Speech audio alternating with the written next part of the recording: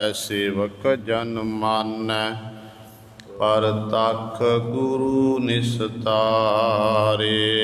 सो कहो टल गुर सेवियै अहनिस सहज सुभाए।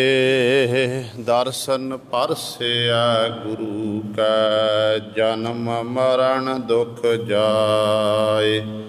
होवै सिफत खसामदी ਨੂਰ ਅਰਸਹੁ ਕੁਰਸਹੁ ਝਟੀਐ। ਤੁਧ ਡਿਠੇ ਸੱਚੇ ਪਾਤਸ਼ਾਹ ਮਲ ਜਨਮ ਜਨਮ ਦੀ ਕੱਟੀਐ। ਸੱਜਣ ਸੱਚਾ ਪਾਤਸ਼ਾਹ ਸਿਰ ਸਾਹਾਂ ਦੈ ਸਾਹੋ। ਜਿਸ ਪਾਸ ਬੈਠਿਆ ਸੋਹੀਐ ਸਭਨਾਂ ਦਾ ਬੇਸਾਹੋ। ਸਤਨਾਮ ਸ਼੍ਰੀ ਵਾਹਿਗੁਰੂ ਸਾਹਿਬ ਜੀ। ਮਾਰੂ ਮਹੱਲਾ ਪੰਜਵਾ। ਗੁਪਤ ਕਰਤਾ ਸੰਗ ਸੋ ਪ੍ਰਭ ਡਹਕਾਵੇ ਮਨੁਖਾਏ। ਵਿਸਾਰ ਹਰ ਜੀਉ ਵਿਖੈ ਭੋਗਹਿ ਤਪਤ ਥੰਮ ਗਲ ਲਾਏ। ਗੁਪਤ ਕਰਤਾ ਸੰਗ ਸੋ ਪ੍ਰਭ ਡਹਕਾਵੇ ਮਨੁਖਾਏ। ਵਿਸਾਰ ਹਰ ਜੀਉ ਵਿਖੈ ਭੋਗਹਿ ਤਪਤ ਥੰਮ ਗਲ ਲਾਏ। ਰੇ ਨਰ ਕਾਏ ਪਰ ਗ੍ਰਹਿ ਜਾਏ। ਕੁਚਲ ਕਠੋਰ ਕਾਮ ਗਰਧਵ ਤੁਮ ਨਹੀਂ ਸੁਨਿਓ ਧਰਮ ਰਾਏ। ਰਹਾਓ ਵਿਕਾਰ ਪਾਥਰ ਗਲਹਿ ਬਾਂਧੇ ਨਿੰਦ ਪੋਟ ਸਿਰਾਏ। ਮਹਾਸਾਗਰ ਸਮੁੰਦ ਲੰਘਨਾ ਪਾਰ ਨ ਪਰ ਨ ਜਾਏ। ਕਾਮ ਕ੍ਰੋਧ ਲੋਭ ਮੋਹਿ ਵਿਆਪਿਓ ਨਿਦਰ ਰਖੇ ਫਿਰਾਏ। ਸੀਸ ਉਠਾਵਨ ਨ ਕਬਹੂ ਮਿਲਈ ਮਹਾਦੁੱਤਰ ਮਾਏ। ਸੂਰ ਮੁਕਤਾ ਸਸੀ ਮੁਕਤਾ ਬ੍ਰਹਮ ਗਿਆਨੀ ਅਲ ਪਾਏ। ਸੁਭਾਵਤ ਜੈਸੇ ਬੈਸੰਤਰ ਅਲਿਪਤ ਸਦਾ ਨਿਰਮਲਾਏ। ਜਿਸ ਕਰਮ ਖੁੱਲਿਆ ਤਿਸ ਲਹਿਆ ਪੜਦਾ ਜਿਨ ਗੁਰ ਪਹਿ ਮੰਨਿਆ ਸੁਭਾਏ। ਗੁਰ ਮੰਤਰ ਅਬਖਦ ਨਾਮ ਦੀਨਾ ਜਨ ਨਾਨਕ ਸੰਕਟ ਜੋਨ ਨ ਪਾਏ। ਰੇ ਨਰ ਕਾਏ ਇਨ ਬਿਦ ਪਾਰ ਪਰਾਏ। ਧਿਆਏ ਹਰ ਜੀਉ ਹੋਏ ਮਿਰਤਕ ਤਿਆਗ ਦੂਜਾ ਭਾਓ। ਰੇ ਨਰ ਇਨ ਬਿਦ ਪਾਰ ਲੰਘਾ ਪਰਾਏ। ਧਿਆਏ ਹਰ ਜੀਉ ਹੋਏ ਮਿਰਤਕ त्याग दूजा भाओ, रहाओ दूजा। वाहिगुरु जी का खालसा, वाहिगुरु जी की फतेह। परम सन्मानयोग जुगो जुग अटल, चवर छतर तख दे मालक, हालत पल दे रक्षक, सर्ब सांझी वालता दा उपदेश देण वाले, सर्ब सांझे गुरु धन धन साहिब श्री गुरु ग्रंथ साहिब सच्चे सतगुरु जी की पावन पवित्र निगी गोद अंदर जुड़ बैठे गुरु रूप गुरु सवारे सत संगी जनो। आप जी बड़ियां भागां वाले हो जो दशमेश पिता गुरु कलगीधर सतगुरु अमृत के दाते सर्वंस दानी सहबे कमाल धन धन साहिब श्री गुरु गोबिंद सिंह महाराज जी दी चरण छो धरती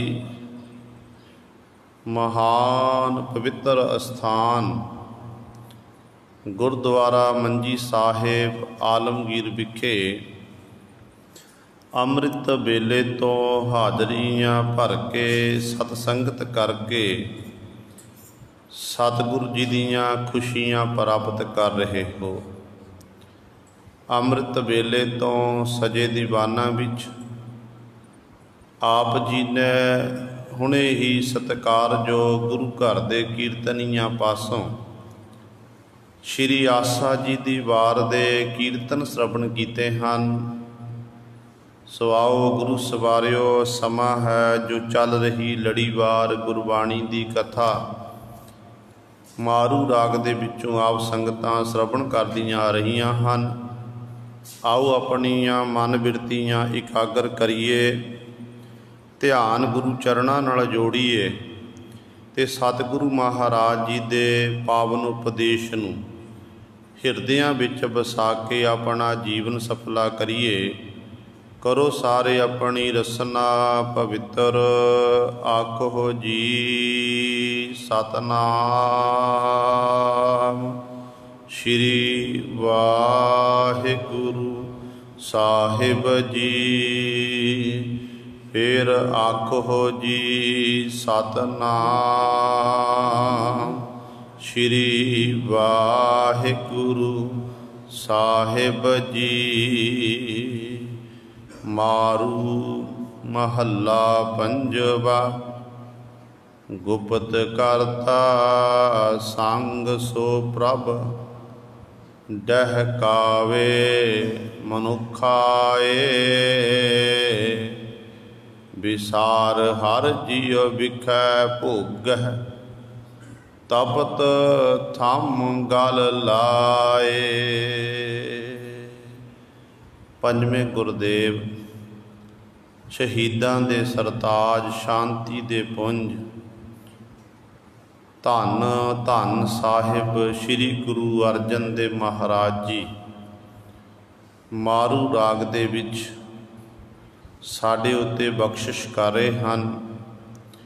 ये पावन शब्द सतगुरां दे पावन अंक 101,001 अंक तो प्रारंभ हुंदा है ते 1002 ते इस पावन शब्द की समाप्ति है।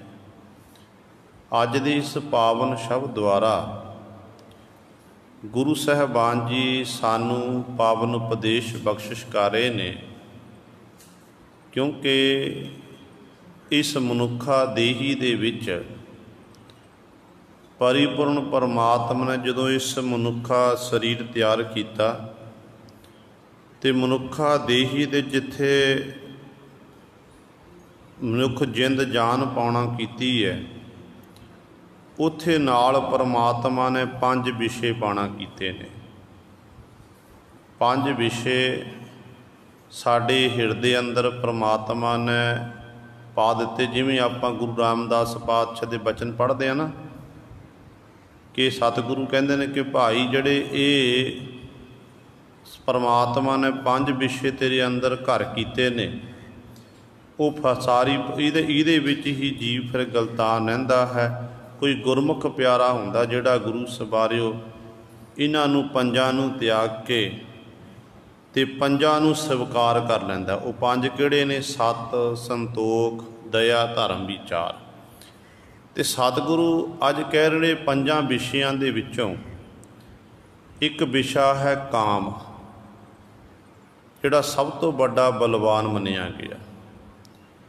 संसार दे विच जेकर गुरु सरिओ आपां देखीए, जे काम ना होवे ते काम तो बिना फिर जनसंख्या नहीं हो सकती है। ते पर सतगुरु इत्थे उन्हां लोकां लई कह, जे इक तां अपने पति पत्नी दा संबंध बनना वो तां मर्यादा दे विच है। जिहड़े लोग केवल काम दे विच वसीकार हो के ये नहीं देखते कि ये किसी दी धी है, किसी दी भैन है, किसी दी घरवाली है, तो गुरु साहब हर एक नूं मैली अख नाल देखना। उन्हां दे बाबत गुरु साहिबान जी अज दे इस पावन शब्द द्वारा पावन उपदेश बख्शिश कर रहे हैं। रहाऊ वाली पंक्ति सतगुरु जी बचन करते ने, रे नर काए पर गृह जाए, कुचल कठोर काम गर्दब, तुम नहीं सुनियो धर्म राय। कहते रे नर, हे जी, काए क्यों? पर गृह जाए, पर गृह पराए घर दे विच तू जा रहा। भाव जिहड़ा कामी पुरुष है ते गुरु सरे वो काम वासना नूं भोगण दे लई अपना घर छड्ड के दूजे घर दे विच जाके प्रवेश हुंदा है। सतगुरु कहंदे ने जदों मनुख ये माड़ा काम करदा है, माड़ा काम करन दे लई मनुख पहलां आले दुआले चंगी तरह देखदा, देखण तो बाद फिर अंदर प्रवेश हुंदा कि मैनूं किसी ने देखिया नहीं है। पर सतगुरु कहंदे ने पर तैनूं पता है, तेरी हालत पता कैसी है? कुचल कठोर काम गर्दब। ਜਿਹੜੇ तू ये काम दे विच वसीकार हो के तू इहो जे भैड़े काम कर रहा, खोटे कर्म कर रहा है। कहंदे एक तरह तू गर्दब दा अर्थ है खोता, ते खोते दी न्याई अपनी जिंदगी बतीत कर रहा। तैनूं किसी प्रकार की सोझी नहीं है कि मैं की कर रहा हाँ।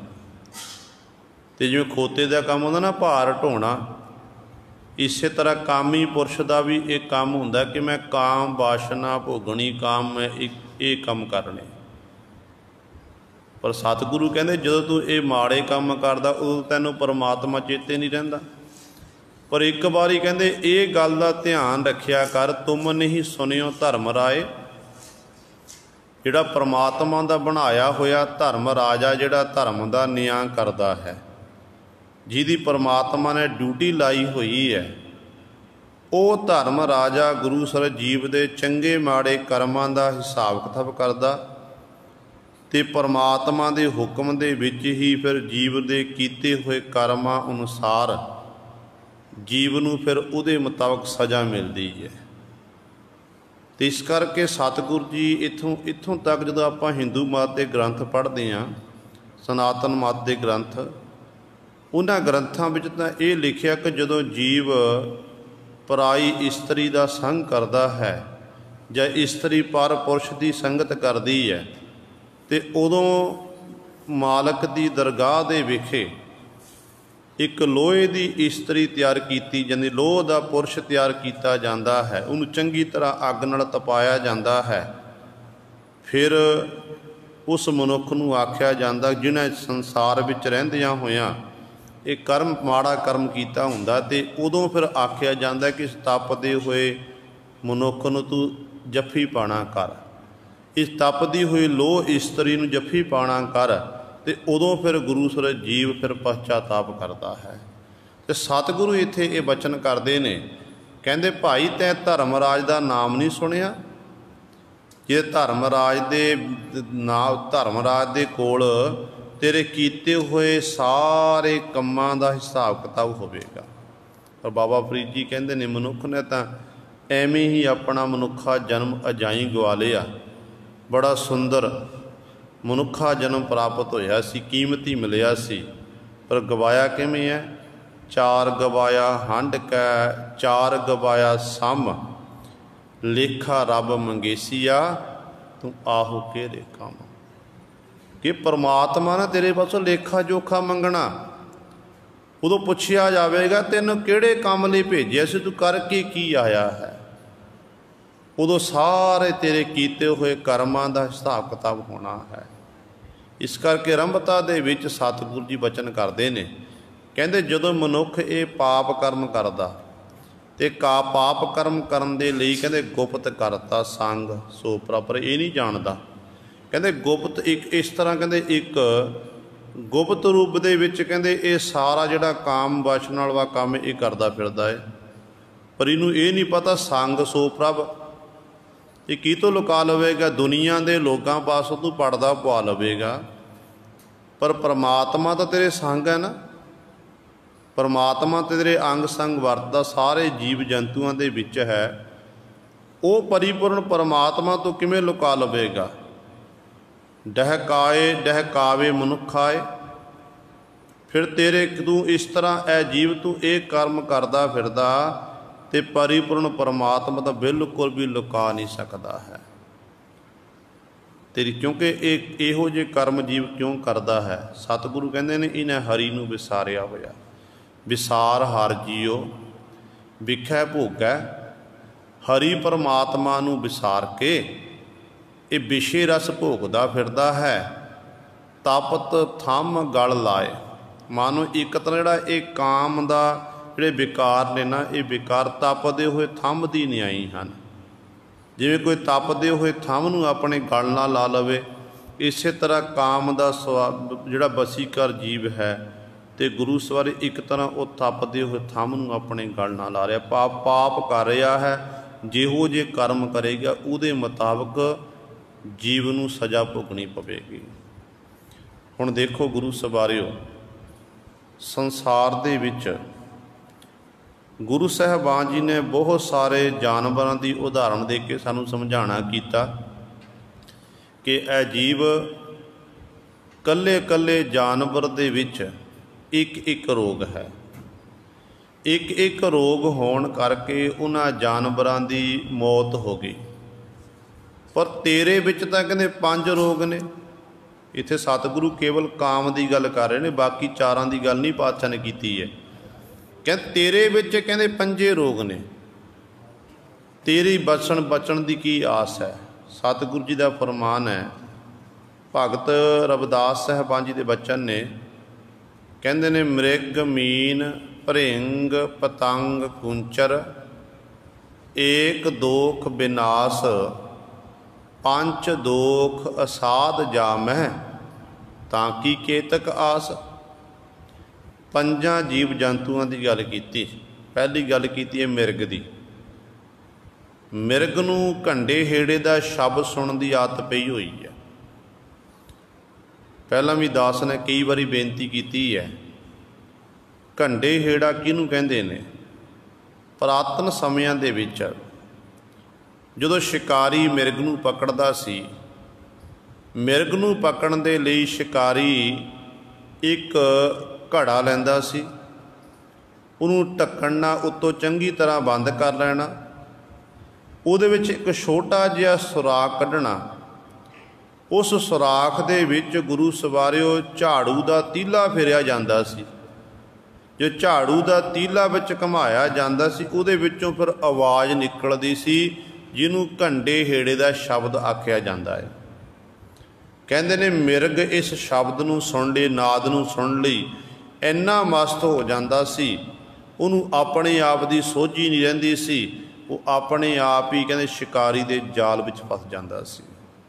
ਇੱਕ ਰੋਗ, ਸੁਣਨ ਦਾ ਰੋਗ, ਮਿਰਗ ਦੀ ਮੌਤ ਹੋ ਗਈ।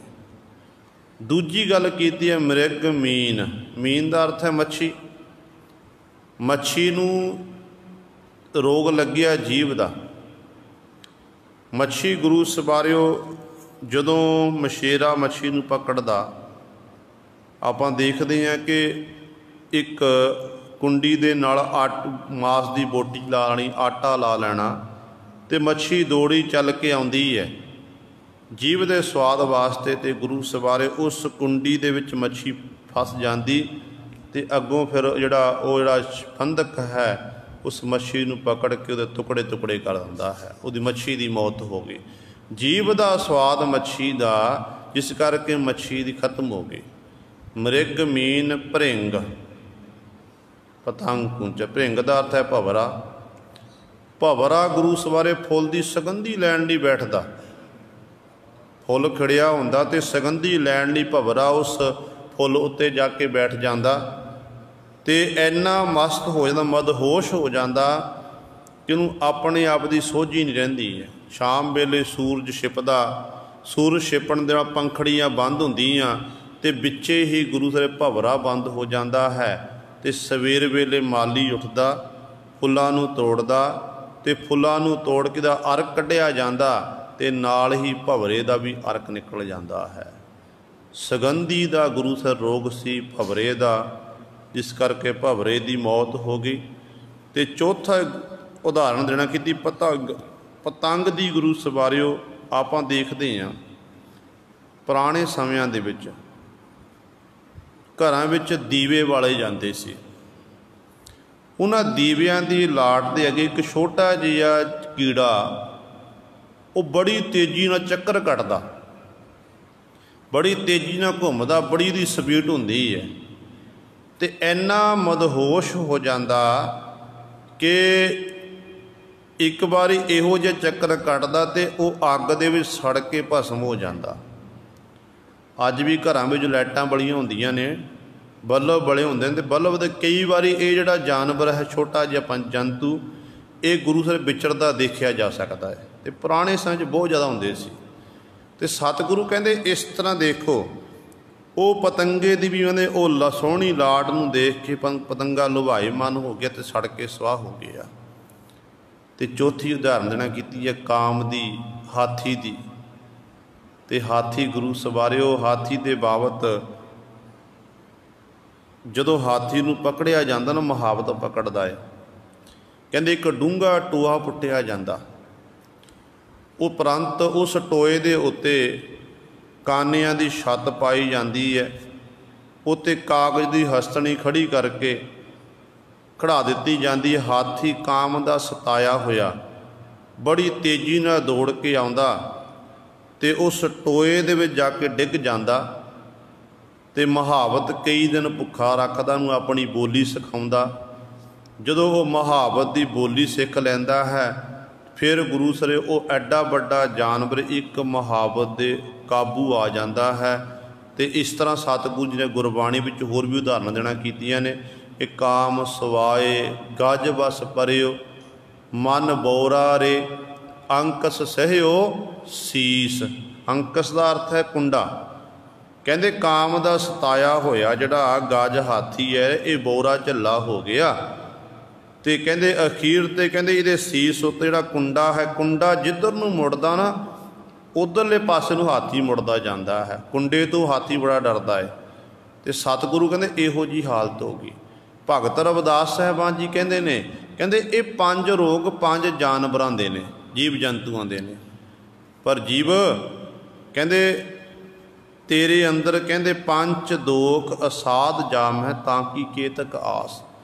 तेरे अंदर तो ये 5 रोग ने, कह तेरी बचन की की आस है, पर तू नहीं बच सकता। हुण देखो जिहड़ा रोग हाथी दे विच है, जिहड़ा आपां पहलां गल करिए मिरग दी, घंडे हेड़े का शब्द सुनने की आदत पई है मिरग नूं, ते मनुख नूं भी वो आदत है। मनुख भी अपने कन्नां दे नाल अनेकां प्रकार के गंदे मंदे गीत सुनदा फिरदा है। ते दूजा रोग गुरु सवारियो मच्छी नूं जिवें जीव का स्वाद है, तो मनुख भी गुरु सवारे अपने जीव के स्वाद वास्ते अनेकां ही जंतुआं का खात्मा करके ये अपने तड़के ला ला के खांदा फिरदा है।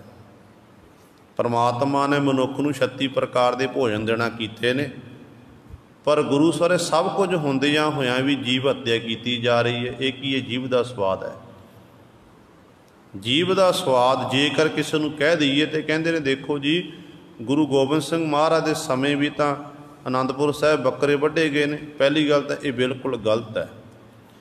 तो दूजी गल जे मान लिया जाए तो उदों सतगुर के जिहड़े लंगर मस्ताने होए सी, रश्तां बश्तां मुक गईयां सन,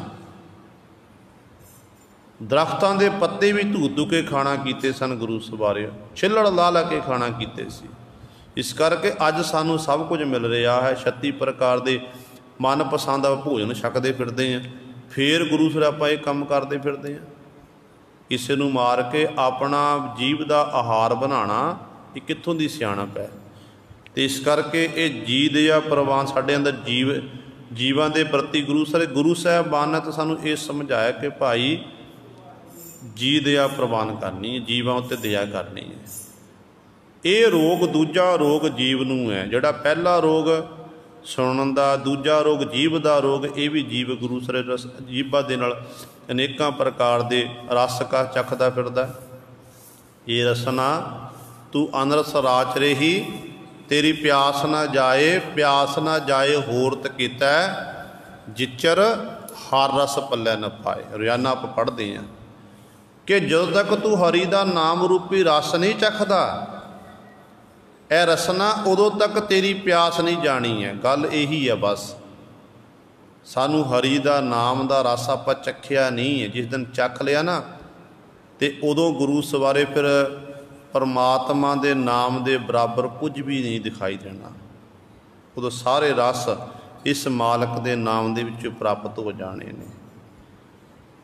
मृग मीन भरिंग, जिमें भवरे नूं सगंधी लैण की वासना लैण की आदत है, तो मनुख भी गुरु सरे अनेकां प्रकार के अतर फरेर इत्यादि अपने शरीर उत्ते छिड़कदा फिरदा है, तरपून छिड़कदा फिरदा है, तो सगंधी लैंदा है, वासना लैंदा है।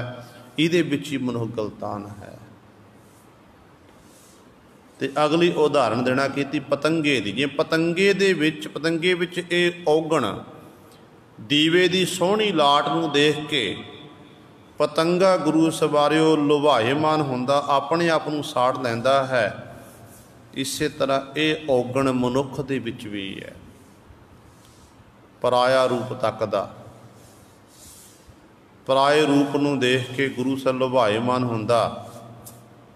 तो इत्थों तक इहो जी हालत हो जाती है। गुरु कलगीधर पातशाह महाराज ने तक बचन कर दिते ने, देख पराइयां चंगियां मावां भैणां धीआं जाणै। तो सतगुरु कहते निज नारी के संग तुम नीत बढ़इयो, पर नारी की सेज भूल सुपने हूँ न जइयो। ये गुरु गोबिंद सिंह महाराज के बचन ने। कहते अपनी इस्तरी दे नाल कि निता प्रति ए जीव तू संग करना कर, पर सच जानी पराई इस्तरी दे कोल सुपने विच भी सिख ने नहीं जाना है, सुपने दे विच संग नहीं करना है। दशमेश पिता महाराज के बचन ने। पर मनुख गुरु सवारियो इस प्रकार पराया रूप तकदा ते पराए जिवें दीवे की लाट ने पतंगा सड़ जाता, इस तरह मनुख काम वासना दे दिन रात इस तरह सड़ता रहता है। जिवें हाथी गुरु सरे झल्ला हो जाता ना, बोरा हो जाता काम का सताया होया, उदों मनुख नूं भी ये नहीं पता लगता कि मेरा धर्म मेरे इस काम करन नूं इजाजत दे रहा कि नहीं दे रहा है। काम का सताया होया। हुण जेकर आपां पुरातन समय की गल करिए ना, पुरातन समय जिन्हों अज आपां हिंदू मत अनुसार भगवान मन्निया जाता, देवतियां नूं जिन्हां दा ये बड़ा सत्कार करते हैं, मुबारक है। पर गुरु सवार जो इन्हां दे धर्म ग्रंथां दे विच ही लिखिया होया है, कहते ने मोहनी अवतार धारण किया श्री विष्णु जी ने। मोहनी अवतार धारिया श्री विष्णु ने कदों धारण किया सी? जदों देवतियां ते दैंतां ने इकत्तर हो के समुंदर मथन किया, समुंदर नूं रड़कना किया, उदों समुंदर दे विचों 14 रतन निकले सी। 14 ਰਤਨਾਂ ਦੇ ਵਿੱਚੋਂ ਇੱਕ ਰਤਨ ਸੀ ਇਹ ਅੰਮ੍ਰਿਤ। ਤੇ ਅੰਮ੍ਰਿਤ ਨੂੰ ਪ੍ਰਾਪਤ ਕਰਨ ਦੇ ਲਈ ਦੇਵਤਿਆਂ ਤੇ ਦੈਂਤਾਂ ਦਾ ਝਗੜਾ ਹੋ ਗਿਆ। ਦੈਂਤਾਂ ਦਾ ਝਗੜਾ ਹੋਇਆ। ਫਿਰ ਉਸ ਸਮੇਂ ਸ਼੍ਰੀ ਵਿਸ਼ਨੂੰ ਜੀ ਨੇ ਵਿਚਾਰ ਕੀਤੀ, ਜਿਵੇਂ ਵਿਸ਼ਨੂੰ ਜੀ ਨੇ ਵਿਚਾਰ ਕੀਤੀ ਕਿ ਜੇਕਰ ਇਹ ਦੈਂਤਾਂ ਨੇ ਇਹ ਆਬੇ ਹਯਾਤ ਅੰਮ੍ਰਿਤ ਪੀਣਾ ਕੀਤਾ ਫਿਰ ਇਹ ਅਮਰ ਹੋ ਜਾਣਗੇ, ਫਿਰ ਇਹ ਮਰਨਗੇ ਨਹੀਂ, ਸੰਸਾਰ ਦੇ ਲੋਕਾਂ ਨੂੰ ਫਿਰ ਬੜਾ ਦੁਖੀ ਕਰਨਗੇ। ਕਹਿੰਦੇ ਉਦੋਂ ਫਿਰ ਮੋਹਣੀ ਅਵਤਾਰ ਸ਼੍ਰੀ ਵਿਸ਼ਨੂੰ ਜੀ ਨੇ ਧਾਰਨ ਕੀਤਾ ਸੀ। ਇੰਨਾ ਸੁੰਦਰ ਸਰੂਪ ਸੀ ਕਿ ਦੇਵਤੇ ਵੀ ਆਪਣੀ ਸੁੱਧ ਬੁੱਧ ਭੁੱਲ ਗਏ ਤੇ ਦੈਂਤ ਵੀ ਭੁੱਲ ਗਏ ਸਨ। ਤੇ ਉਦੋਂ ਫਿਰ ਆਪਣੇ ਹੱਥੀਂ ਇਹ ਅੰਮ੍ਰਿਤ ਜਿਹੜਾ ਸੀ ਦੈਂਤਾਂ ਇਹ ਦੇਵਤਿਆਂ ਨੂੰ ਵਰਤਾਣਾ ਕੀਤਾ ਸੀ। ਹੁਣ ਹਿੰਦੂ ਮਤ ਅਨੁਸਾਰ 2 ਗ੍ਰਹਿ ਨੇ ਮੰਨੇ ਗਏ, ਰਾਹੂ ਕੇਤੂ। ਜਦੋਂ ਪੰਡਤ ਲੋਕ ਗੁਰੂ ਸਵਾਰਿਓ ਲੋਕਾਂ ਨੂੰ ਇਹਨਾਂ 2 ਗ੍ਰਹਿਾਂ ਦਾ ਨਾਮ ਲੈ ਕੇ ਹੀ ਗੁੰਮਰਾਹ ਕਰਦੇ ਨੇ। ਜਿਵੇਂ ਸਿਆਣਿਆਂ ਦਾ ਕਥਨ ਹੈ ਨਾ, ਪੰਡਤ ਲੋਕ ਪਤਾ ਕੀ ਕਹਿੰਦੇ ਨੇ, ਰਾਹੂ ਕੇਤੂ ਬੈਲ ਹਮਾਰੇ, ਸਾੜ ਸਤੀ ਹੈ ਖੇਤੀ, ਪੱਤਰੀ ਹਮਾਰੀ ਬੜੀ ਸ਼ਿਕਾਰਨ, ਮਾਲ ਲਿਆਵੈ ਛੇਤੀ। ਇਹ ਪੰਡਤ ਲੋਕ ਕਹਿੰਦੇ ਰਾਹੂ ਕੇਤੂ ਤਾਂ ਸਾਡੇ ਬੈਲ ਨੇ, ਜਿਹੜੀ ਲੋਕਾਂ ਨੂੰ ਕਹਿਣਾ ਤੁਹਾਡੇ ਉੱਤੇ ਸਾੜ ਸਤੀ ਆ ਗਈ ਹੈ। ਫਿਰ ਲੋਕ ਭੋਲੇ ਭਾਲੇ ਲੋਕ ਕਹਿੰਦੇ ਆਪਣਾ ਉਪਚਾਰ ਕਰਾਉਣ ਲਈ ਪੰਡਤ ਲੋਕਾਂ ਕੋਲ ਜਾਂਦੇ, ਇਹ ਸਾਡੀ ਖੇਤੀ ਹੈ। ਜਿਹੜੀ ਸਾਡੇ ਹੱਥ 'ਚ ਪੱਤਰੀ ਪਕੜੀ ਹੋਈ ਹੈ ਕਹਿੰਦੇ ਇਹ ਬੜੀ ਵੱਡੀ ਸ਼ਿਕਾਰਨ ਹੈ, ਥੋੜ੍ਹੇ ਸਮੇਂ 'ਚ ਵੱਡਾ ਮਾਲ ਲੈ ਕੇ ਆ ਜਾਂਦੀ ਹੈ। ਤੇ ਗੁਰੂ ਸਵਾਰੇ ਉਦੋਂ ਫਿਰ ਮੋਹਣੀ ਅਵਤਾਰ ਧਾਰਨ ਕੀਤਾ ਸੀ। ਤੇ ਉਸ ਮੋਹਣੀ ਅਵਤਾਰ ਦਾ ਸੁੰਦਰ ਸਰੂਪ ਇਹੋ ਜਿਹਾ ਸੀ। ਰਾਹੂ ਕੇਤੂ ਜਿਹੜੇ ਸਨ ਅਸਲ ਵਿੱਚ ਇਹ 2 ਦੈਂਤਾਂ ਦਾ ਨਾਮ ਹੈ। ਇਹ 2 ਦੈਂਤ ਕਹਿੰਦੇ ਨੇ ਜਦੋਂ ਅੰਮ੍ਰਿਤ ਆਬੇ ਹਯਾਤ ਬਤਾਇਆ ਜਾ ਰਿਹਾ, ਇਹ ਦੇਵਤਿਆਂ ਦਾ ਰੂਪ ਧਾਰਨ ਕਰਕੇ ਵਿੱਚ ਬੈਠ ਗਏ ਸੀ। ਇਹ ਵੱਖਰੀ ਵਿਚਾਰ ਹੈ। ਤੇ ਇਸ ਮੋਹਣੀ ਸਰੂਪ ਨੂੰ ਜਦੋਂ ਸ਼ਿਵ ਜੀ ਇੱਕ ਸਮੇਂ ਸ਼ਿਵ ਜੀ ਕੋਲ ਸ਼੍ਰੀ ਵਿਸ਼ਨੂੰ ਜੀ ਗਏ, ਕਹਿਣ ਲੱਗੇ ਭਗਵਾਨ ਜੀ ਕਿਰਪਾ ਕਰੋ ਮੈਨੂੰ ਮੋਹਣੀ ਰੂਪ ਦਿਖਾਣਾ ਕਰੋ। ਜਿਹੜਾ ਮੋਹਣੀ ਰੂਪ ਹੈ ਆਪ ਜੀ ਕਿਰਪਾ ਕਰਕੇ ਮੈਨੂੰ ਉਸ ਮੋਹਣੀ ਰੂਪ ਦੇ ਦੀਦਾਰ ਕਰਾਵੋ। ਕਹਿੰਦੇ ਸ਼੍ਰੀ ਵਿਸ਼ਨੂੰ ਜੀ ਨੇ ਮੋਹਣੀ ਰੂਪ ਧਾਰਨ ਕੀਤਾ ਤੇ ਉਸ ਰੂਪ ਨੂੰ ਦੇਖ ਕੇ ਜਿਹੜਾ ਸ਼ਿਵ ਜੀ ਸੀ ਨਾ, ਸ਼ਿਵ ਜੀ ਵੀ ਲੋਭਾਇਮਾਨ ਹੋ ਗਿਆ ਸੀ। ਸ਼੍ਰੀ ਵਿਸ਼ਨੂੰ ਜੀ ਅੱਗੇ ਅੱਗੇ ਮੋਹਣੀ ਰੂਪ ਦੇ ਵਿੱਚ ਤੇ ਗੁਰੂ ਸਵਾਰਿਓ ਸ਼ਿਵ ਜੀ ਦੇ ਮਗਰ ਮਗਰ ਦੌੜਿਆ ਫਿਰਦਾ ਸੀ। ਤੇ ਇਸ ਤਰ੍ਹਾਂ ਦੀ ਹਾਲਤ, ਤਰਸਯੋਗ ਹਾਲਤ ਹੋ ਗਈ ਸੀ, ਇਹ ਕਾਮ ਦਾ ਨਸ਼ਾ। ਤੇ ਆ ਦੂਜੀ ਗੱਲ ਕਰੀਏ, ਬ੍ਰਹਮਾ ਜੀ ਨੂੰ ਦੇਵਤਾ ਮੰਨਦੇ ਨੇ। ਬ੍ਰਹਮਾ ਜੀ ਨੂੰ ਜਿਹਦੇ ਬਾਤ ਆਖਿਆ ਜਾਂਦਾ ਹੈ ਕਿ ਬ੍ਰਹਮੇ ਨੇ ਸਾਰੀ ਸ੍ਰਿਸ਼ਟੀ ਦੀ ਸਿਰਜਣਾ ਕੀਤੀ, ਇਹ ਕਹਾਵਤ ਹੈ। ਪਰ ਸਤਿਗੁਰੂ ਕਹਿੰਦੇ ਬ੍ਰਹਮਾ ਵੀ ਉਸ ਮਾਲਕ ਦੇ ਹੁਕਮ ਦੇ ਵਿੱਚ ਹੈ, ਮਾਲਕ ਨੇ ਉਹਨੂੰ ਉਹਦੀ ਡਿਊਟੀ ਲਾਈ ਹੋਈ ਹੈ। ਆਪਾਂ ਰੋਜ਼ਾਨਾ ਪੜ੍ਹਦੇ ਹਨ, ਏਕਾ ਮਾਈ ਜੁਗਤ ਬਿਆਈ, 3 ਚੇਲੇ ਪਰਵਾਨ, ਇੱਕ ਸੰਸਾਰੀ ਇੱਕ ਭੰਡਾਰੀ, ਇੱਕ ਲਾਏ ਦੀਵਾਨ। ਇਸ ਤਰ੍ਹਾਂ ਇਹ ਬ੍ਰਹਮਾ ਗੁਰੂ ਸਰ ਬ੍ਰਹਮੇ ਦੇ ਬਾਬਤ ਇਹਨਾਂ ਦੇ ਧਾਰਮਿਕ ਗ੍ਰੰਥ ਦੱਸਦੇ ਨੇ ਕਿ ਆਪਣੀ ਪੁੱਤਰੀ ਦੇ ਉੱਤੇ ਲੋਭਾਇਮਾਨ ਹੋ ਗਿਆ ਸੀ। ਜਿੱਧਰਲੇ ਜਦੋਂ ਇਹਦੀ ਪੁੱਤਰੀ ਨੇ ਦੇਖਿਆ ਕਿ ਮੇਰਾ ਪਿਤਾ ਮੇਰੇ ਸਰੂਪ ਉੱਤੇ ਲੋਭਾਇਮਾਨ ਹੈ, ਇਹ ਦੂਜੇ ਪਾਸੇ ਗਈ, ਇਹਨੇ ਦੂਜੇ ਪਾਸੇ ਮੁੱਖ ਲਾਣਾ ਕੀ, ਤੀਜੇ ਪਾਸੇ ਮੁੱਖ ਲਾਇਆ। ਫਿਰ ਇਹ ਆਕਾਸ਼ ਵੱਲ ਉੱਡੀ ਹੈ, ਕਹਿੰਦੇ ਆਕਾਸ਼ ਵੱਲ ਨੂੰ ਮੁੱਖ ਲਾਣਾ ਕੀਤਾ। ਤੇ ਗੁਰੂ ਸਵਾਰਿਓ ਕਹਿੰਦੇ ਉਦੋਂ ਫਿਰ ਸ਼੍ਰੀ ਵਿਸ਼ਨੂੰ ਜੀ ਨੇ ਇਹਦਾ ਜਿਹੜਾ ਉੱਪਰਲਾ ਜਿਹੜਾ ਸਿਰ ਸੀ ਉਹ ਵੱਢਣਾ ਕੀਤਾ ਸੀ। ਸੋ ਕਹਿਣ ਦਾ ਭਾਵ ਹੈ ਇੱਥੋਂ ਤੱਕ ਗੁਰੂ ਸਾਹਿਬ ਇਤਿਹਾਸਕਾਰ ਵੀ ਲਿਖਦੇ ਨੇ ਕਿ ਆਪਣੀ ਪੁੱਤਰੀ ਨਾਲ ਫਿਰ ਵੀ ਸੰਗ ਕੀਤਾ, ਰੋਣੀ ਨਾਮੇ ਪੁੱਤਰ ਪੈਦਾ ਕੀਤਾ ਸੀ। ਤੇ ਇਸ ਕਰਕੇ ਬ੍ਰਹਮਾ ਜੈਸੇ ਦੇਵਤੇ ਦੀ ਇਹੋ ਜਿਹੀ ਹਾਲਤ ਹੋ ਗਈ। ਇੰਦਰ ਬਾਬਤ ਤਾਂ ਆਪਾਂ ਸਾਰੇ ਜਾਣਦੇ ਹਾਂ ਕਿ ਕਿਵੇਂ ਗੌਤਮ ਰਿਸ਼ੀ ਦੀ ਘਰ ਵਾਲੀ ਅਹਲਿਆ ਦਾ 7 ਭੰਗ ਕੀਤਾ, ਕਰਮ ਕਰਨਾ ਕੀਤਾ ਜਾ ਕੇ। ਇੱਕ ਪਾਸੇ ਇਹੋ ਜਿਹੇ ਦੇਵਤੇ ਜਿਨ੍ਹਾਂ ਨੂੰ ਗੁਰੂ ਸਰੇ ਇਹ ਆਪਣਾ ਭਗਵਾਨ ਮੰਨਦੇ ਫਿਰਦੇ ਨੇ, ਉਹ ਇਹੋ ਜਿਹੇ ਕਰਮ ਕਰਦੇ ਨੇ, ਉਹਨਾਂ ਦੀ ਪੂਜਾ ਕੀਤੀ ਜਾ ਰਹੀ ਹੈ। ਤੋ ਸਤ ਕਹਿਣ ਦਾ ਭਾਵ ਹੈ ਕਿ ਕਾਮ ਨੇ ਇਹੋ ਜਿਹੀ ਹਾਲਤ ਮਨੁੱਖਾਂ ਦੀ ਕਰ ਦਿੱਤੀ। ਤੇ ਸਤਿਗੁਰੂ ਇੱਥੇ ਭਗਤ ਰਵਿਦਾਸ ਸਾਹਿਬਾਨ ਜੀ ਕਹਿੰਦੇ ਇਕੱਲੇ ਕਾਮ ਦੀ ਗੱਲ ਨਹੀਂ, ਕਹਿੰਦੇ ਇੱਕ ਤਾਂ ਇੱਕ ਰੋਗ ਨੇ ਮਨੁੱਖ ਦੀ ਇਹੋ ਜਿਹੀ ਹਾਲਤ ਕਰ ਦਿੱਤੀ। ਕਹਿੰਦੇ ਐ ਜੀਵ ਤੇਰੇ ਅੰਦਰ ਇਹ ਪੰਜੇ ਰੋਗ ਨੇ, ਤੂੰ ਕਾਮੀ ਵੀ ਹੈ, ਕ੍ਰੋਧੀ ਵੀ ਹੈ, ਲੋਭੀ ਵੀ ਹੈ, ਹੰਕਾਰੀ ਵੀ ਹੈ।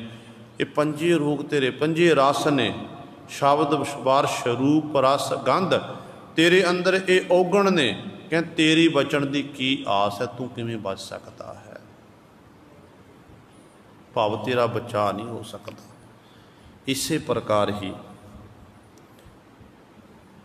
ਪੰਜਵੇਂ ਗੁਰਦੇਵ ਮਹਾਰਾਜ ਧੰਨ ਗੁਰੂ ਅਰਜਨ ਦੇਵ ਮਹਾਰਾਜ ਨੂੰ ਪੁੱਛੋ।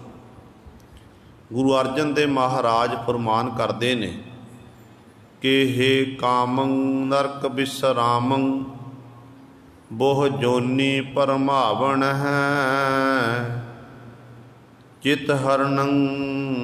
ਕਹਿੰਦੇ ਨੇ ਇਸ ਤਰ੍ਹਾਂ, ਹੇ ਕਾਮ ਤੂੰ ਬੜਾ ਬਲਵਾਨ ਹੈ, ਹੇ ਕਾਮ ਤੂੰ ਤਾਕਤਵਰ ਹੈ, ਤੂੰ ਇਸ ਤਰ੍ਹਾਂ ਜੀਵਾਂ ਨੂੰ ਕਹਿੰਦੇ ਨਰਕਾਂ ਵਿੱਚ ਪਾਉਣ ਵਾਲਾ। ਜਿਹੜਾ ਤੇਰੇ ਵਿੱਚ ਗਲਤਾਨ ਹੋ ਜਾਂਦਾ ਨਾ, ਉਹ ਫਿਰ ਅਨੇਕਾਂ ਜੂਨਾਂ ਦੇ ਵਿੱਚ ਉਹ ਭਰਮਾਵਣ ਹੈ, ਭਟਕਦਾ ਫਿਰਦਾ ਹੈ।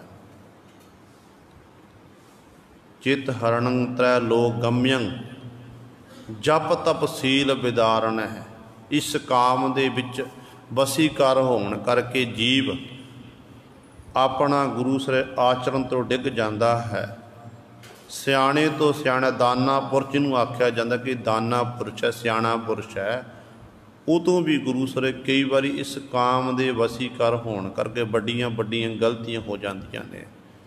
ਦੇਖੋ ਹਿੰਦੁਸਤਾਨ ਦੀ ਧਰਤੀ ਦੇ ਉੱਤੇ ਜਿਨ੍ਹਾਂ ਨੂੰ ਲੋਕ ਆਪਣੇ, ਕੋਈ ਕਿਸੇ ਨੂੰ ਬਾਪੂ ਆਖਦਾ ਸੀ, ਕੋਈ ਕਿਸੇ ਨੂੰ ਪਿਤਾ ਆਖਦਾ ਸੀ, ਕੋਈ ਕੁਝ ਆਖਦਾ ਸੀ। ਅੱਜ ਗੁਰੂ ਸਰੇ ਉਹ ਬਾਪੂ, ਉਹ ਪਿਤਾ ਜੇਲ੍ਹ ਦੀਆਂ ਸਲਾਖਾਂ ਦੇ ਪਿੱਛੇ ਬੈਠੇ ਹੋਏ ਨੇ। ਕਾਰਨ ਕਿ ਇਹ ਕਾਮ ਦੇ ਵਸੀਕਾਰ ਹੋਣ ਕਰਕੇ ਹੀ, ਜਿਨ੍ਹਾਂ ਦੇ ਉੱਤੇ ਦੋਸ਼ ਲੱਗੇ ਨੇ, ਬਲਾਤਕਾਰ ਦੇ ਦੋਸ਼ ਲੱਗੇ ਨੇ, ਤੇ ਗੁਰੂ ਸਵਾਰੇ ਅੱਜ ਉਹ ਜੇਲ੍ਹ ਦੀਆਂ ਸਲਾਖਾਂ ਉੱਤੇ ਬੈਠੇ ਹੋਏ ਨੇ। ਪਰ ਸਾਡੇ ਉੱਤੇ ਬੜੀ ਬਖਸ਼ਿਸ਼ ਹੈ ਗੁਰੂ ਸਾਹਿਬਾਨ ਦੀ ਕਿ ਧੰਨ ਗੁਰੂ ਗ੍ਰੰਥ ਸਾਹਿਬ ਮਹਾਰਾਜ ਸੱਚੇ ਗੁਰੂ ਦੇ ਆਪਾਂ ਲੜਨ ਲੱਗੇ ਹੋਏ ਹਾਂ। ਸੋ ਕਹਿਣ ਦਾ ਭਾਵ ਹੈ ਕਿ ਦਾਨਾ, ਜਿਹੜਾ ਦਾਨਾ ਪੁਰਸ਼, ਸਿਆਣਾ ਪੁਰਸ਼ ਹੈ ਨਾ, ਉਹ ਤੋਂ ਵੀ ਕਈ ਵਾਰੀ ਕਾਮ ਦੇ ਵਾਸੀਕਾਰ ਹੋਣ ਕਰਕੇ ਗਲਤੀਆਂ ਹੋ ਜਾਂਦੀਆਂ ਨੇ, ਤੇ ਅਖੀਰ ਤੇ ਫਿਰ ਉਹ ਮਨੁੱਖ ਪਛਤਾਉਂਦਾ ਹੈ। ਉਦੋਂ ਪਛਤਾਉਣ ਦਾ ਕੋਈ ਫਾਇਦਾ ਨਹੀਂ ਹੁੰਦਾ ਹੈ। ਤੇ ਸਤਿਗੁਰੂ ਭਗਤ ਸਾਹਿਬਾਨ ਜੀ ਇੱਥੋਂ ਤੱਕ ਬਚਨ ਕਰਦੇ ਨੇ, ਕਹਿੰਦੇ ਜੀਵ ਤੂੰ ਕਾਮ ਦਾ ਵਸੀਕਾਰ ਹੋ ਕੇ ਅਨੇਕਾਂ ਪ੍ਰਕਾਰ ਦੇ ਗਲਤ ਕੰਮ ਕਰਦਾ ਫਿਰਦਾ ਹੈ। ਥੋੜ੍ਹਾ ਜਿਹਾ ਰਸ ਲੈਣ ਵਾਸਤੇ, ਥੋੜ੍ਹੇ ਸਮੇਂ ਦਾ ਸੁੱਖ ਲੈਣ ਵਾਸਤੇ ਤੂੰ ਇਹ ਕੰਮ ਕਰਦਾ ਤੇ ਆਪਣੇ ਧਰਮ ਤੋਂ, ਆਪਣੇ ਅਖਲਾਕ ਤੋਂ ਡਿੱਗ ਜਾਂਦਾ, ਤੇ ਬਾਅਦ ਦੇ ਵਿੱਚ ਤੈਨੂੰ ਫਿਰ ਪਛਤਾਤਾਪ ਕਰਨਾ ਪੈਂਦਾ। ਉਦੋਂ ਤੂੰ ਪਛਤਾਉਂਦਾ ਹੈ।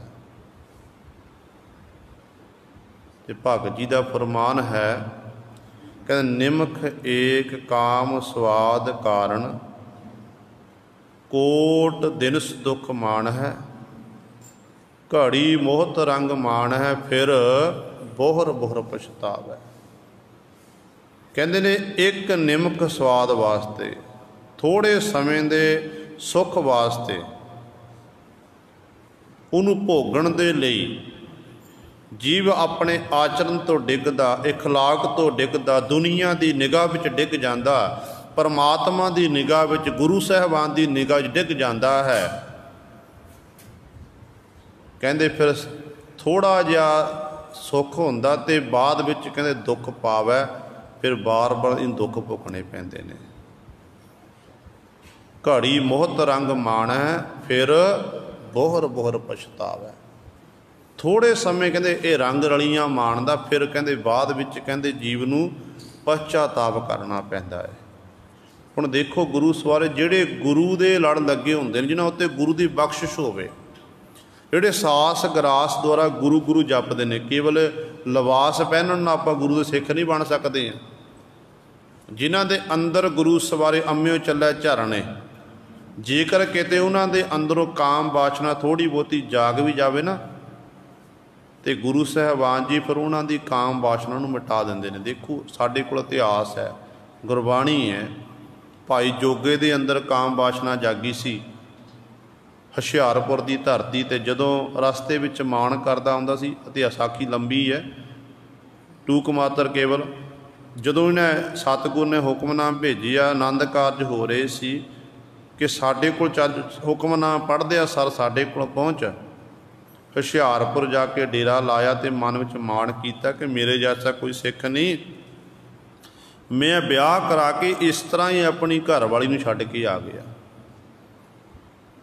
ਪਰ ਉਸ ਚੁਬਾਰੇ ਦੇ ਉਤਸ਼ਾਹ, ਜਿੱਥੇ ਡੇਰਾ ਲੱਗਿਆ ਬੇਸ਼ਵਾ ਦਾ ਚੁਬਾਰਾ, ਬੇਸ਼ਵਾ ਦੇ ਹਾਵ ਭਾਵ ਵੇਖ ਕੇ ਗੁਰੂ ਸਰੇ ਲੁਭਾਏ ਮਨ ਹੋ ਗਿਆ।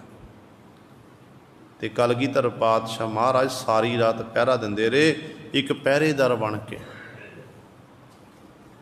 ਜਦੋਂ ਭਾਈ ਜੋਗਾ ਜੀ ਅਨੰਦਪੁਰ ਸਾਹਿਬ ਦੀ ਧਰਤੀ 'ਤੇ ਪਹੁੰਚੇ ਨਾ, ਕਲਗੀਧਰ ਪਾਤਸ਼ਾਹ ਮਹਾਰਾਜ ਚਰਨਾਂ 'ਚ ਮੱਥਾ ਟੇਕ ਹੱਥ ਗੁਰੂ ਬਖਸ਼ ਲਓ, ਬਖਸ਼ ਲਓ।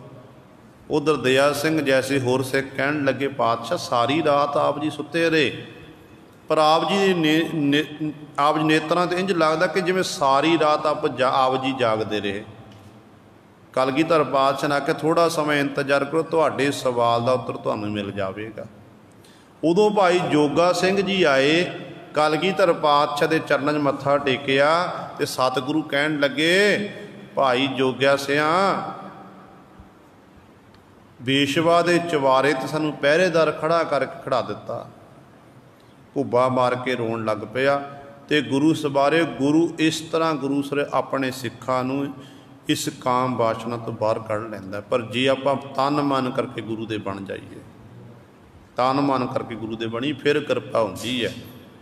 ਤਾਂਹੀਓ ਇੱਕ ਕਵੀ ਦੇ ਬੜੇ ਸੁੰਦਰ ਬੋਲ ਨੇ, ਉਹ ਲਿਖਦਾ, ਕਹਿੰਦਾ ਗੁਰੂ ਦੀ ਜੇ ਲੋੜ ਹੋਵੇ, ਗੁਰੂ ਦੀ ਜੇ ਲੋੜ ਹੋਵੇ, ਗੁਰੂ ਵੀ ਅਜਿਹਾ ਹੋਵੇ, ਜੈਸੇ ਦਸ਼ਮੇਸ਼ ਪਿਤਾ ਗੁਜਰੀ ਦਾ ਲਾਲ ਜੀ, ਬਾਰ ਪਰਿਵਾਰ ਚੋਹਾਂ ਬੱਚਿਆਂ ਨੂੰ ਬਾਰ ਦਵੇ, ਦੇਸ਼ ਅਤੇ ਕੌਮ ਤੋਂ ਕੁਰਬਾਨ ਵਾਰ ਵਾਰ ਜੀ। ਸਾਰੀ ਰਾਤ ਪਹਿਰਾ ਦੇਵੇ, ਭਾਈ ਜੋਗੇ ਦੀ ਗੱਲ ਕੀਤੀ ਹੈ ਇੱਥੇ, ਸਾਰੀ ਰਾਤ ਪਹਿਰਾ ਦੇਵੇ, ਆਪ ਚੌਂਕੀਦਾਰ ਹੋ ਕੇ, ਪਾਪ ਅੱਗ ਵਿੱਚੋਂ ਲੈ ਸਿੱਖ ਕੋ ਨਿਕਾਲ ਜੀ। ਕਹਿੰਦੇ ਪਾਪ ਦੀ ਅੱਗ ਵਿੱਚੋਂ ਆਪਣੇ ਸਿੱਖ ਨੂੰ ਪਹਿਰੇਦਾਰ ਬਣ ਕੇ ਸਤਿਗੁਰੂ ਜੀ ਨਿਕਾਲ ਲੈਂਦੇ ਨੇ। ਇਹ ਗੁਰੂ ਪਾਤਸ਼ਾਹ ਆਪਣੇ ਸਿੱਖਾਂ ਉੱਤੇ ਬਖਸ਼ਿਸ਼ ਕਰਦੇ ਨੇ। ਪਰ ਸਿੱਖ ਜੇ ਤਨ ਮਨ ਕਰਕੇ ਗੁਰੂ ਦਾ ਬਣਿਆ ਹੋਵੇ ਤਾਂ ਹੈ। ਪਰ ਇੱਥੇ ਸਤਿਗੁਰੂ ਨਾਲ ਮਨਮੁੱਖਾਂ ਜੀਵਾਂ ਦੀ ਗੱਲ ਕਰਦੇ ਨੇ, ਜਿਹੜੇ ਮਨਮੁੱਖ ਜੀਵ ਗੁਰੂ ਸਵਾਰੇ ਇਸ ਤਰ੍ਹਾਂ ਮਾੜੇ ਕੰਮ ਕਰਦੇ ਫਿਰਦੇ ਨੇ ਅਤੇ ਇਸ ਕਾਮ ਦੇ ਵਿੱਚ ਵਸੀਕਾਰ ਹੋਣ ਕਰਕੇ, ਅਤੇ ਗੁਰੂ ਸਰ ਇਸ ਤਰ੍ਹਾਂ ਉਸ ਹਰੀ ਪਰਮਾਤਮਾ ਨੂੰ ਵਿਸਾਰਿਆ ਹੋਇਆ ਹੈ। ਵਿਸਾਰ ਹਰ ਜੀਓ ਵਿਖੇ ਭੋਗਿਆ, ਵਿਸ਼ੇ ਰਸ ਭੋਗ ਰਹੇ ਹਨ। ਤਪਤ ਥੰਮ ਗਲ ਮਨ, ਤਪਦੇ ਹੋਏ ਥੰਮ ਨੂੰ ਆਪਣੇ ਇਹ ਗਲ ਨਾਲ ਇਹ ਜੀਵ ਲਾ ਰਹੇ ਹਨ। ਰਹਾਉ ਵਿਕਾਰ ਪਾਥਰ ਗਲਹਿ ਬਾਂਧੇ, ਨਿੰਦ ਪੋਟ ਸਿਰਾਏ, ਮਹਾਸਾਗਰ ਸਮੁੰਦ ਲੰਘਣਾ, ਪਾਰ ਨ ਪਰ ਨਾ ਜਾਏ। ਵਿਕਾਰ ਪਾਥਰ, ਵਿਕਾਰਾਂ ਰੂਪੀ ਪੱਥਰ ਗਲੇ ਬੰਨ੍ਹਦੇ, ਗਲ ਦੇ ਵਿੱਚ ਬੰਨੇ ਹੋਏ ਨੇ। ਕਹਿੰਦੇ ਨਿੰਦ ਪੋਟ ਸਰਾਏ, ਨਿੰਦਿਆ, ਲੋਕਾਂ ਦੀ ਨਿੰਦਿਆ ਕਰਨੀ, ਐਵੇਂ ਬੇਫਜ਼ੂਲ ਵਾਰ ਵਾਰ ਇੱਕ ਦੂਜੀ ਚੁਗਲੀ ਨਿੰਦਿਆ ਕਰੀ ਜਾਣੀ। ਕਹਿੰਦੇ ਇਹ ਨਿੰਦਾ ਰੂਪੀ ਜਿਹੜੀ ਪੋਟਲੀ ਹੈ ਨਾ, ਪੰਡ ਹੈ ਸਿਰ ਉੱਤੇ ਰੱਖੀ ਹੋਈ ਹੈ ਜੀਵ ਨੇ। ਵਿਕਾਰਾਂ ਦੇ ਪੱਥਰ ਗਲ ਵਿੱਚ ਬੰਨੇ ਹੋਏ ਨੇ, ਨਿੰਦਿਆ ਰੂਪੀ ਪੋਟਲੀ ਪੰਡ ਜਿਹੜੀ ਸਿਰ ਉੱਤੇ ਰੱਖੀ ਹੋਈ ਹੈ। ਅਤੇ ਸੰਸਾਰ ਸਮੁੰਦਰ ਮਹਾਸਾਗਰ ਦੀ ਨਿਆਈ ਹੈ, ਬੜਾ ਡੂੰਘਾ ਹੈ ਸੰਸਾਰ ਸਮੁੰਦਰ ਨੂੰ ਪਾਰ ਕਰਨਾ। ਅਤੇ ਸਤਿਗੁਰੂ ਕਹਿੰਦੇ ਮਹਾਸਾਗਰ ਸਮੁੰਦਰ ਲੰਘਣਾ। ਕਹਿੰਦੇ ਐਡਾ ਭਾਰ ਚੁੱਕ ਕੇ ਐਡੇ ਵੱਡੇ ਸਮੁੰਦਰ ਤੋਂ ਪਾਰ ਲੰਘਣਾ। ਕਹਿੰਦੇ ਸੱਚ ਜਾਣੇ ਪਾਰ ਨਾ ਪਰਨਾ ਜਾਏ, ਪਾਰਲੇ ਕਿਨਾਰੇ ਲੱਗਿਆ ਨਹੀਂ ਜਾ ਸਕਦਾ। ਪਹਿਲਾਂ ਉਹ ਪੰਡ ਨੂੰ ਲਾਹਣਾ ਪਵੇਗਾ, ਗਲਾਂ ਵਿੱਚ ਜਿਹੜਾ ਭਾਰ ਹੈ ਪਾਪਾਂ ਵਿਕਾਰਾਂ ਦਾ, ਉਹਨੂੰ ਗੁਰੂ ਸਵਰੇ ਲਾਹਣਾ ਪਵੇਗਾ। ਜਦੋਂ ਉਹ ਲਾਹ ਦਿੱਤੇ ਫਿਰ ਗੁਰੂ ਸਵਾਰਿਓ, ਫਿਰ ਸੌਖਿਆਂ ਹੀ ਸੰਸਾਰ ਸਮੁੰਦਰ ਨੂੰ ਆਪਾਂ ਪਾਰ ਕਰ ਸਕਦੇ ਹਾਂ। ਕਿਉਂਕਿ ਖਾਲੀ ਆਤ ਜੇ ਮਨੁੱਖ ਕਿਵੇਂ ਤੈਰਨਾ ਹੈ, ਤੈਰਨ ਦੇ ਲਈ ਆਮ ਤੌਰ 'ਤੇ ਆਪਾਂ ਦੇਖੀਏ ਨਾ, ਵਿਚਾਰ ਕੇ ਦੇਖੀਏ, ਕੋਈ ਮਨੁੱਖ ਨਦੀ ਵਿੱਚ ਡੁੱਬਦਾ ਹੋਵੇ, ਨਦੀ ਵਿੱਚ ਮਨੁੱਖ ਡੁੱਬ ਰਿਹਾ, ਉਹਨੂੰ ਬਚਾਉਣ ਲਈ ਕੋਈ ਛਾਲ ਮਾਰੇ, ਜਿਹੜਾ ਤੈਰਨਾ ਜਾਣਦਾ ਹੋਵੇ, ਉਹ ਜਦੋਂ ਛਾਲ ਮਾਰਦਾ ਤੇ ਬਚਾਉਣ ਵਾਸਤੇ, ਤੇ ਜੇਕਰ ਅੱਗੋਂ ਜਿਹੜਾ ਡੁੱਬ ਰਿਹਾ ਉਹਦੇ ਗਲ ਨੂੰ ਜੱਫਾ ਪਾ ਲਵੇ, ਫਿਰ ਤਾਂ ਤੈਰਨ ਵਾਲਾ ਵੀ ਨਾਲੇ ਡੁੱਬ ਜਾਵੇਗਾ, ਭਾਰ ਬੰਨਿਆ ਗਿਆ।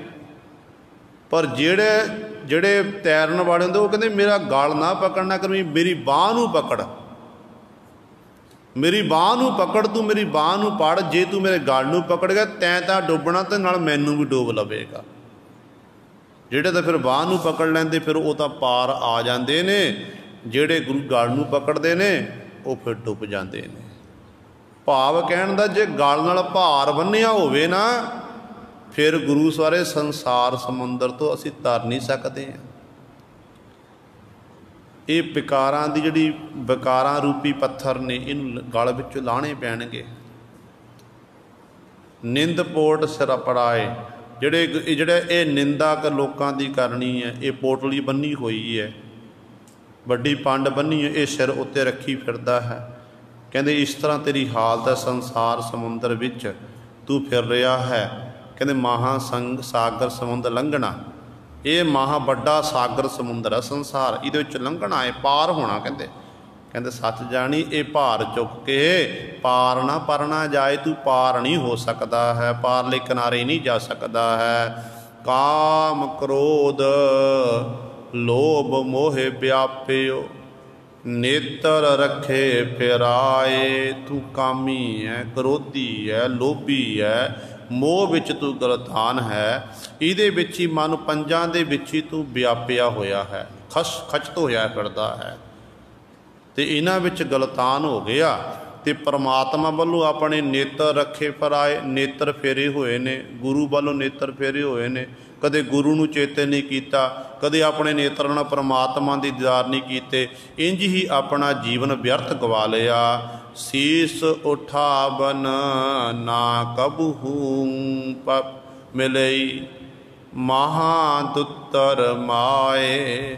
ਕਹਿੰਦੇ ਭਾਈ ਇੱਕ ਦਿਨ ਸਮਾਂ ਇਹੋ ਜਿਹਾ ਆਉਣਾ, ਕਹਿੰਦੇ ਤੈਨੂੰ ਆਪਣਾ ਜਦੋਂ ਤੇਰੀ ਜ਼ਮੀਰ ਜਾਗਣਾ, ਅੰਤਮ ਸਮਾਂ ਆਉਣਾ, ਸੰਸਾਰ ਤੋਂ ਕੂਚ ਕਰਨ ਦਾ ਸਮਾਂ ਆਉਣਾ, ਤੇ ਉਦੋਂ ਤੈਂ ਆਪਣੇ ਕੀਤੇ ਹੋਏ ਕਰਮ ਤੈਨੂੰ ਯਾਦ ਆਉਣਗੇ, ਫਿਰ ਤੇ ਤੂੰ ਆਪਣਾ ਸੀਸ ਨਹੀਂ ਉਠਾਇਆ ਜਾਵੇਗਾ। ਕੁਦਰਤੀ ਤੌਰ 'ਤੇ ਹੈ, ਮਨੁੱਖ ਸੰਸਾਰ ਵਿੱਚ ਕੋਈ ਮਾੜਾ ਕੰਮ ਕਰੇ ਨਾ, ਜਿਹੜੇ ਨਗਰ ਦੇ ਲੋਕ, ਪਿੰਡ ਦੇ ਲੋਕ, ਮੁਹੱਲੇ ਦੇ ਲੋਕ ਉਹਨੂੰ ਲਾਹਣਤਾਂ ਪਾਉਣ ਲੱਗ ਪੈਣ ਕਿ ਫਲਾਣੇ ਨੇ ਬੜਾ ਭੈੜਾ ਕੰਮ ਕੀਤਾ, ਮਾੜਾ ਕੰਮ ਕੀਤਾ ਹੈ, ਤੇ ਮਨੁੱਖ ਉੱਥੋਂ ਸ਼ਰਮ ਦਾ ਮਾਰਾ ਹੋਇਆ ਆਪਣਾ ਸੀਸ ਧੋਣ ਨੀਵੀਂ ਕਰਕੇ ਤੁਰਦਾ ਹੈ ਕਿ ਮੈਂ ਕਿਹੜੇ ਮੁੱਖ ਨਾਲ ਅੱਗੇ ਜਾਣਾ ਕਰ। ਕਈ ਵਾਰੀ ਇੰਨਾ ਦੁਖੀ ਹੁੰਦਾ ਕਿ ਮਨੁੱਖ ਆਤਮ ਹੱਤਿਆ ਵੀ ਕਰ ਲੈਂਦਾ ਹੈ। ਤੇ ਸਤਿਗੁਰੂ ਕਹਿੰਦੇ ਇਸੇ ਤਰ੍ਹਾਂ ਹੀ, ਕਹਿੰਦੇ ਮਾਲਕ ਦੀ ਦਰਗਾਹ ਵਿਖੇ ਐ ਜੀਵ, ਤੇਤੋਂ ਕਦੇ ਵੀ ਸੀਸ ਨਹੀਂ ਉਠਾਇਆ ਜਾਵੇਗਾ, ਤੈਨੂੰ ਨੀਵੀਂ ਪਾਣੀ ਪਵੇਗੀ ਉੱਥੇ, ਨਾ ਕਬਹੂ ਮਿਲੇ। ਇਸ ਤਰ੍ਹਾਂ ਤੈਨੂੰ ਕਹਿੰਦੇ ਕਦੇ ਪਰਮਾਤਮਾ ਵਾਹਿਗੁਰੂ ਮਿਲ ਨਹੀਂ ਸਕਦਾ। ਮਹਾ ਦੁੱਤਰ ਮਾਏ, ਜਿਹੜੀ ਮਾੜੀ ਮਾਇਆ ਹੈ, ਇਹਦੇ ਵਿੱਚ ਹੀ ਤੂੰ ਗਲਤਾਨ ਹੈ, ਇਹਦੇ ਵਿੱਚ ਹੀ ਤੂੰ ਲੁਭਾਏਮਨ ਹੋਇਆ ਫਿਰਦਾ। ਕਹਿੰਦੇ ਇਸ ਤੋਂ ਕਹਿੰਦੇ ਬੜਾ ਦੁੱਤਰ ਹੈ, ਔਖਾ ਹੈ, ਕਹਿੰਦੇ ਸੰਸਾਰ ਸਮੁੰਦਰ ਤਰਨਾ, ਮਾਇਆ ਵਿੱਚ ਤੂੰ ਗਲਤਾਨ ਹੈ। ਸੂਰ ਮੁਕਤਾ ਸਸੀ ਮੁਕਤਾ, ਬ੍ਰਹਮ ਗਿਆਨੀ ਅਲਪਾਏ। ਸੂਰ ਮੁਕਤਾ ਸਸੀ ਮੁਕਤਾ, ਸਤਿਗੁਰੂ ਨੇ ਬੜੀ ਸੁੰਦਰ ਉਦਾਹਰਨ ਦੇਣਾ ਕਿ ਜਿਹੜੇ ਕਹਿੰਦੇ ਨਾਮ ਦੇ ਰਸੀਏ ਨੇ, ਜਿਨ੍ਹਾਂ ਨੂੰ ਬ੍ਰਹਮ ਗਿਆਨ ਦੀ ਅਵਸਥਾ ਪ੍ਰਾਪਤ ਹੁੰਦੀ, ਨਾਮ ਜਪਦੇ ਨੇ, ਕਹਿੰਦੇ ਉਹਨਾਂ ਦੀ ਅਵਸਥਾ ਇਹੋ ਜਿਹੀ ਹੁੰਦੀ ਹੈ, ਜਦੋਂ ਸੂਰਜ ਚੜ੍ਹਦਾ ਨਾ, ਸੂਰਜ ਗੁਰੂ ਸਰੇ ਰੋਸ਼ਨੀ ਕਰਦਾ ਹੈ, ਉਹ ਨਹੀਂ ਦੇਖਦਾ ਕਿ ਮਾੜਾ ਹੈ ਚੰਗਾ ਹੈ। ਹਰ ਘਰ ਦੇ ਵਿੱਚ, ਹਰ ਨਗਰ ਦਾ, ਸ਼ਹਿਰ ਦੇ ਵਿੱਚ ਜਿੱਥੇ ਸੂਰਜ ਦਾ ਪ੍ਰਕਾਸ਼ ਹੋ ਗਿਆ, ਉਹ ਚਾਂਦਨੀ ਦਿੰਦਾ ਹੈ। इसे तरह सस्सी मुक्ता, चंद्रमा भी मुक्त है कि चंद्रमा की न्याय चंद्रमा भी रोशनी बनता है। जो चंद्रमा चढ़ गया तो चंद्रमा भी सार रोशनी बननी है। कहते इस तरह जोड़े ब्रह्म ज्ञानी ने, रब के प्यारे ने, जिन्होंने ज्ञान हो गया, वो सदीवी काल उन्हों की निगाह के सारे एक समान होंगे ने। ना को बैरी नहीं बेगाना सगल संग हमको बन आई, इहो जी अवस्था के उदाहरण होंगे हैं। सुभावत जैसे बैसंतर अलिपत सदा निर्मलाए। हुण सतगुरु जी ने बड़ी सुंदर उदाहरण देना की। कहते नाम रसीए, नाम जपण वाले किस तरह मुक्त होंगे ने। कहते सुभावत तौर पर देखो, कहते जिवें अग है, अग नूं पवित्र मन्निया गया। अग पवित्र क्यों मन्नी गई? कहते जिस तरह अग दे विच अनेकां ही पदार्थ पा दईए वो साड़ दिंदी है। चंगे पदार्थ ने वो भी साड़ दिंदी है, तो गंदे पदार्थ ने उन्होंने भी साड़ के सुआह कर दिंदी है। तो अग दे राही साडा भोजन तैयार होंदा पकदा है। जे घर चुल्हा ना बले गुरु सवारे, फिर असी साडा जिहड़ा खाना पीना इत्यादि कि तैयार नहीं हो सकता है। तो सतगुरु कहते जिमें ये अग नूं निर्मल मन्निया, अग सब कुछ साड़ के भस्म कर दिंदी है। जिमें वो निर्मल होंदी है, निर्मल फिर भी निर्मल होंदी है। कहते इस तरह जिहड़े रब दे प्यारे गुरमुख जन ने, नाम रसीए ने, जे जिंदगी में उन्होंने कोई पहला माड़े काम कीते ने, पाप कर्म कीते ने, जे पापां कर्मां तोबा करके फिर गुरु साहिबान की हजूरी विच आ गए, गुरु वाले बन गए, गुरु साहिबान के चरणों च अपने कीते हुए गुनाहां नूं माफ़ करने की बेनतियां कीतियां, ते गुरु ने बख्शिश करके माफ़ कर दिते। तो फिर गुरु सवारे वो फिर गुरु के दसे उपदेश नूं कमांदे। फिर इस तरह जिमें अग निर्मल होंदी है, इस तरह गुरु सरे फिर वो भी निर्मल हो जाते हैं। उनके पिछले हुए कीते कर्म सारे खत्म हो जाते हैं। इस कर्म खुलिया तिस लहिया पड़दा, जिन गुर पह मन्निया सुभाए। जिदे उत्ते मालक दी किरपा हुई, जिदे चंगे कर्म जाग, कर्म खुलिया चंगे कर्म जागने, ਉਹਦੇ ਉੱਤੋਂ फिर ये पाप ਜਿਹੜਾ ਪੜਦਾ ਪਿਆ ਹੋਇਆ ਸੀ ਨਾ, मैं मेरी ਦਾ ਪੜਦਾ, अंग ਦਾ ਪੜਦਾ, ਉਹ ਲੈ ਗਿਆ। ਉਹ ਕਿਹੜੇ ਨੇ? ਜਿਨ ਗੁਰ ਪੈ ਮੰਨਿਆ ਸੁਭਾਏ, ਜਿਨ੍ਹਾਂ ਜਿਹੜੇ ਗੁਰੂ ਸਾਹਿਬਾਨ ਦੇ ਕੋਲ ਆਏ ਤੇ ਗੁਰੂ ਸਾਹਿਬਾਨ ਦੇ ਹੁਕਮ ਨੂੰ ਮੰਨ ਲਿਆ, ਸੁਤੇ ਸਤ ਗੁਰੂ ਪਾਤਸ਼ਾਹ ਦੇ ਹੁਕਮ ਨੂੰ ਉਹ ਕਮਾਉਣ ਲੱਗ ਪਏ। ਗੁਰ ਮੰਤਰ ਅਵਖਤ ਨਾਮ ਦੀਨਾ, जन नानक संकट जोन न पाए। सतगुरु जी बचन करते ने, कहते फिर गुरु पातशाह ने कृपा करके कहते अपना मंत्र अवखद, जो दवाई दी न्याई है, नाम का मंत्र की है, अवखद दवाई दी न्याई, ये गुरु का मंत्र, ये गुरु ने देना किया। जिन्होंने कहते ये नाम रूपी दवाई रूपी मंत्र गुरु का मंत्र जपना किया। कहते जन नानक संकट जोन ना पाए, जन नानक जी उचारण करते ने, फिर वो संकट जोन विच नहीं आते। भाव उन्होंने दे सारे कीते कर्म मिटे जाते ने, वो मुक्त हो जाते हैं। रे नर इन बिद पार पराए, हे नर, हे जीव, इन विध इस तरीके दे नाल तू पार पराए, संसार समुंदर तो अवारले किनारे तो पारले किनारे ते पहुँच सकता है, भाव तर सकता है। किवें? ध्याए हर जियो होए मृतक, त्याग दूजा भाओ। कहते सब तो पहला हरि परमात्मा नूं ध्या, हरि दा सिमरन कर।